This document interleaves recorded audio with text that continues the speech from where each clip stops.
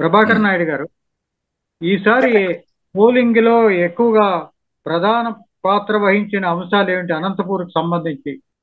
Sir, BJP, Janasena, Telugu Desam కూటమి ఏర్పడడం వల్ల తొలుత వాళ్ళ మధ్య అవగాహన పూర్తి స్థాయిలో లేక కొంత గ్యాప్ ఉన్నమాట వాస్తవమే, రామదేవ్ గారు చెప్పినట్టు.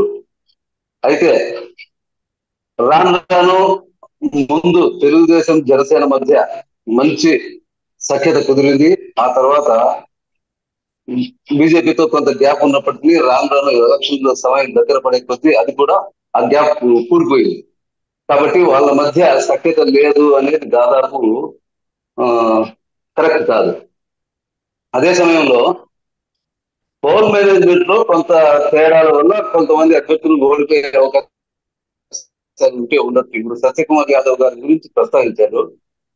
సత్యకుమార్ ధర్మవరంలో 50 ఏళ్ల తర్వాత బీసీ క్యాండిడేట్ గా సత్యకుమార్ ను ఆ, ఎంపిక చేశారు.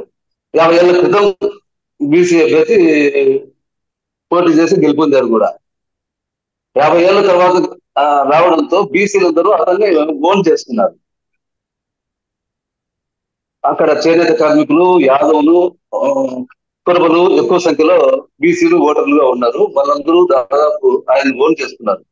అయితే వరదాపురం సూరి కొంత సహకరించకపోవడం వల్ల, కొంత పోల్ మేనేజ్మెంట్ లో వైఫల్యం వల్ల కొంత వెనుకబడ్డారు అనే అభిప్రాయం వస్తా ఉంది.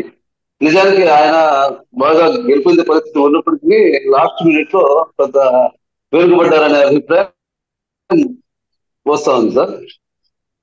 అది కాబట్టి కూటమి వల్ల ఆ కూటమి అనేది ప్రధానమైన పాయింట్.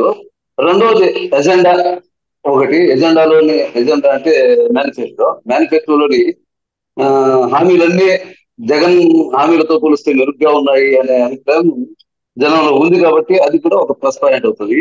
ఇంకొకటి, జగన్ ప్రభుత్వ వ్యతిరేకత అనేది ప్రధానమైన అజెండాగా ఉంటుంది సార్. రాష్ట్రంలో పోలవరాన్ని ఆ, పెట్టాడు. రాజధానిని ఇట్లే చేశాడు. మొత్తం రివర్స్ పాలన చేయడము. ఆ తర్వాత ఆ, అశాంతిని క్రియేట్ చేయడం ప్రభుత్వమే స్వయంగా. ఒక ఎంతసేపు కక్ష సాధింపు ధోరణి, కేసులు, అరెస్టులు, దాడులు ఇట్లాంటి వాటితో అశాంతి కలిగజేసి రాష్ట్రంలో పెట్టుబడులు రావడానికి వీలు లేని వాతావరణాన్ని కల్పించారు అనేది ప్రధానమైన పాయింట్. ఇది నిరుద్యోగుల మీద తీవ్రమైన ప్రభావం చూపుతుంది. భవన నిర్మాణ కార్మికుల మీద ఆల్రెడీ చూపింది. ఈ మందుబాబుల మీద కూడా ఎంతో ప్రభావం ఉంది. ఉద్యోగ వర్గాలు ఇట్లా ఇన్ని సెక్షన్ల వాళ్ళు వ్యతిరేకత కనబరుస్తున్న నేపథ్యంలో అది కూటమికి ప్లస్ పాయింట్ అవుతుందని నా అభిప్రాయం సార్.